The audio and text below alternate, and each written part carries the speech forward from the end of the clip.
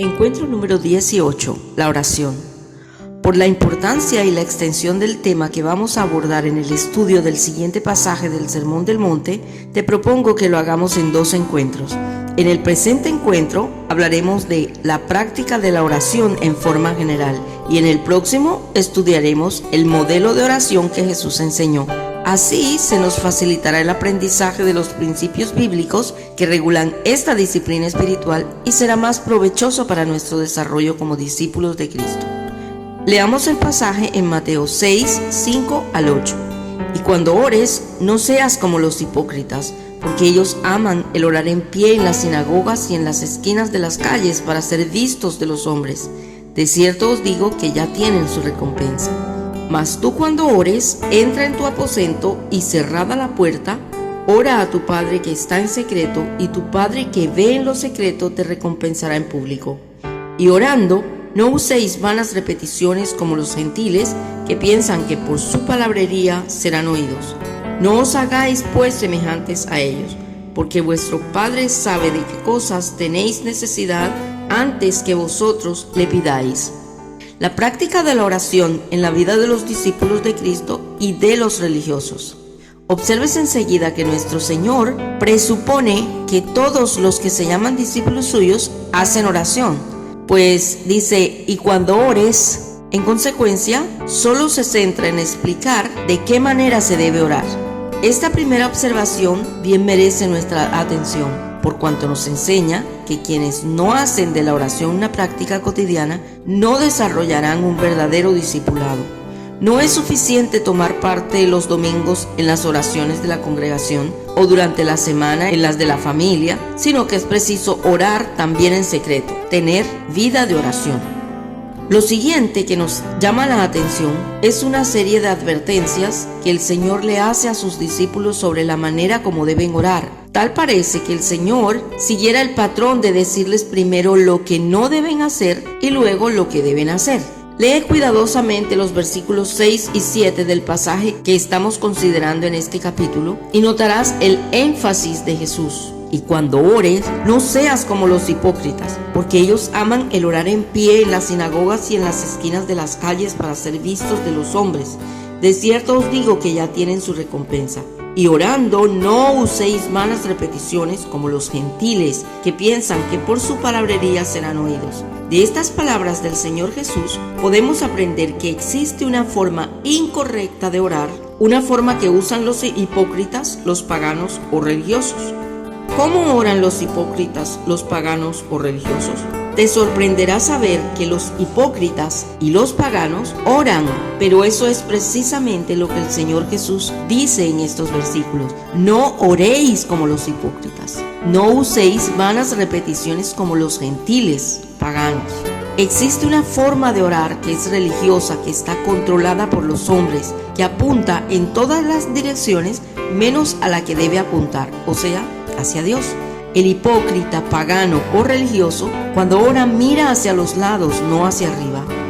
Los hipócritas, paganos o religiosos oran por orgullo. Ellos oran para ser vistos por los hombres, para recibir su aprecio. Los hipócritas saben, como la mayoría de nosotros sabemos, que la oración es una disciplina espiritual que goza de muy buena reputación. Hablamos bien de las personas que oran, las consideramos piadosas, santas y devotas, de manera que un hipócrita, pagano o religioso encontrará en la práctica de la oración una manera fácil de impresionar a los demás. Como tan acertadamente lo dice el reverendo Néstor Blanco en su libro Una cita en el altar, no debemos orar para que la gente crea y se convenza que somos más espirituales, o para torcerle el brazo a Dios a fin de que nos conceda una petición. Toda intención que no sea la de humillarnos ante su augusta señoría está contaminada y se convertirá en cualquier otra cosa menos en oración. Nunca debemos orar para impresionar a las personas. La oración no fue creada para eso. En los días del Señor Jesús, los fariseos, a quienes ya hemos mencionado en encuentros anteriores, llegaban a extremos absurdos en su afán de impresionar a los demás con su falsa piedad, tal como lo dice el Señor Jesús. Amaban orar en las esquinas de las calles, en las plazas, en los lugares públicos, Se colocaban de pie en las sinagogas o en el templo y levantando sus manos, declaraban en voz alta las veces que oraban en el día y los muchos ayunos que hacían en la semana.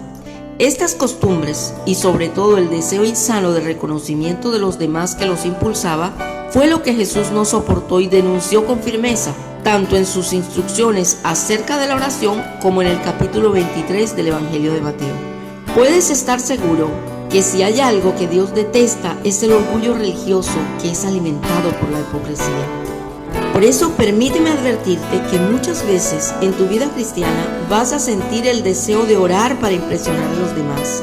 Vas a querer que te consideren una persona muy piadosa y sentirás la tentación de instrumentalizar la oración, degradándola en su condición de disciplina espiritual mediante la cual te acercas a Dios para tener comunión con Él, a una simple práctica religiosa motivada por el anhelo de ganarte el favor de las demás personas. Nunca cedas a tal invitación de tu naturaleza pecaminosa. No te rindas a esos deseos. Ora sin tratar de impresionar a ninguna persona que no sea Dios. Ora con humildad y sencillez de corazón. Los hipócritas paganos o religiosos oran de forma elaborada. La segunda denuncia que el Señor hace acerca de la forma de orar de los hipócritas paganos o religiosos es que oran usando vanas repeticiones como los gentiles, pensando que por su palabrería serán oídos. Mateo 6:7. La oración de los religiosos es mecánica y sin sentido. Ellos creen que pueden impresionar a Dios con sus palabras. Usan términos elocuentes como si Dios no conociera todas las palabras de todos los idiomas. Al actuar de esta manera, a quien realmente quieren impresionar es a los que los escuchan. Sus oraciones son elaboradas cuidadosamente, son el producto del intelecto y no del corazón. Están inspiradas en la razón y no en el reconocimiento de una necesidad profunda de Dios. Tanta elaboración intelectual al orar es una pérdida de tiempo, pues a Dios no le interesan las palabras, sino la sinceridad del corazón. En los evangelios, Mateo 15, 21 al 28 y Marcos 7, 24 al 30, aparece el relato de una mujer pagana, la mujer cananea o sirofenicia, que ilustra muy bien esta verdad. Esta mujer intentó acercarse a Jesús con una petición elaborada. Quería un milagro, pues tenía una hija gravemente atormentada por espíritus malos. El evangelista Mateo dice que la mujer, en un primer momento, viene al Señor diciendo: Señor, hijo de David, ten misericordia de mí. Mi hija es gravemente atormentada por un demonio. Digo que esta era una petición elaborada, pues siendo gentil, extranjera, ella no tenía derecho de invocar a Jesús como el hijo de David, pues ese título quiere decir que él es el Mesías prometido para los judíos, de manera que no tenía nada que ver con ella, que era una sirofenicia. Probablemente esta angustiada madre había oído a otros llamar a Jesús de esa manera y pensó que se trataba de usar las palabras correctas, la fórmula mágica que le aseguraría una respuesta de Jesús, pero no, las cosas no funcionan de esa manera con el Señor.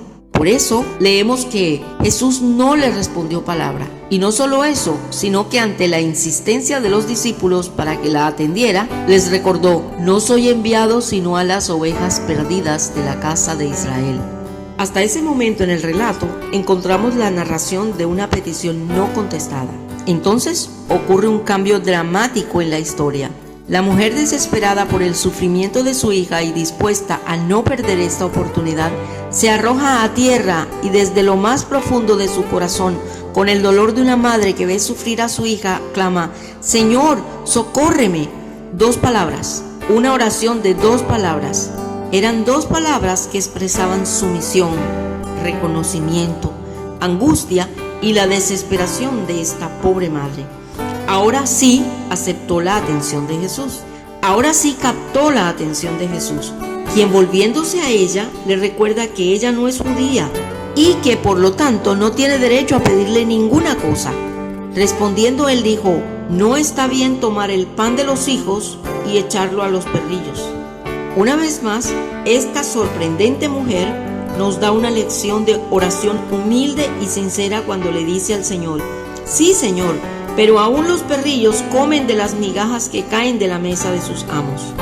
En otras palabras: Señor, tú tienes la razón, Soy como un perro, no tengo derecho a sentarme a comer en el banquete de misericordia que tú estás sirviendo a Israel. No tengo el derecho de los hijos de la promesa y no te pido que me des el pan.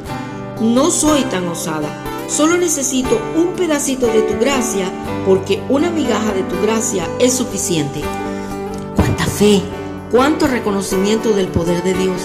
¡Cuánta humildad! Eso es lo que Dios ve en una oración, la fe en Él, el reconocimiento de su grandeza y de la bajeza de nuestra condición humana y la humildad. Una vez más, a Dios no le interesan las palabras elocuentes, sino la expresión sencilla del corazón contrito y humillado.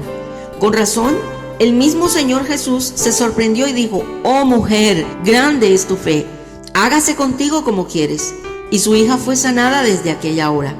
Un final feliz, una oración contestada, una respuesta recibida, una joven liberada de los demonios que la atormentaban, una madre consolada y para nosotros una lección de oración sencilla y sincera que recibe la respuesta de Dios.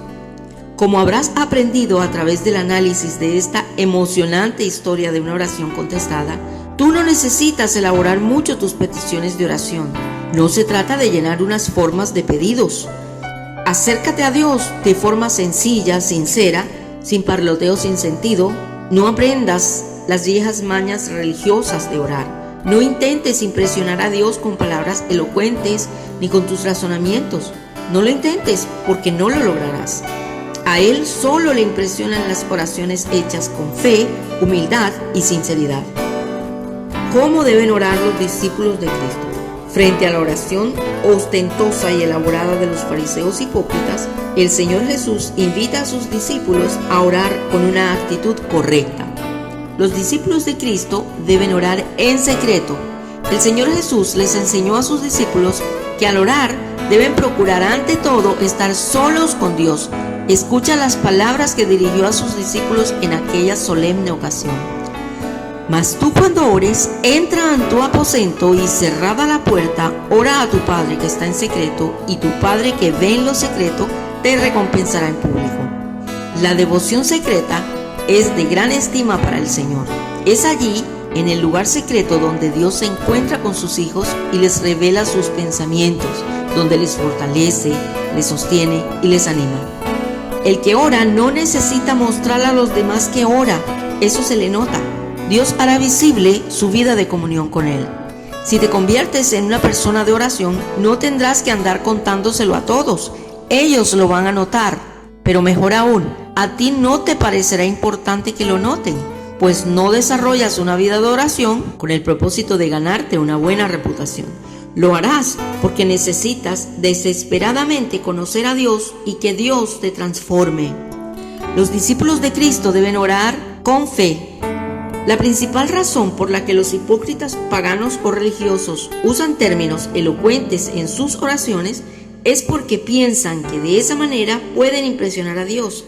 Ellos olvidan, consciente o inconscientemente, que Dios todo lo sabe, que no hay forma de que le podamos impresionar.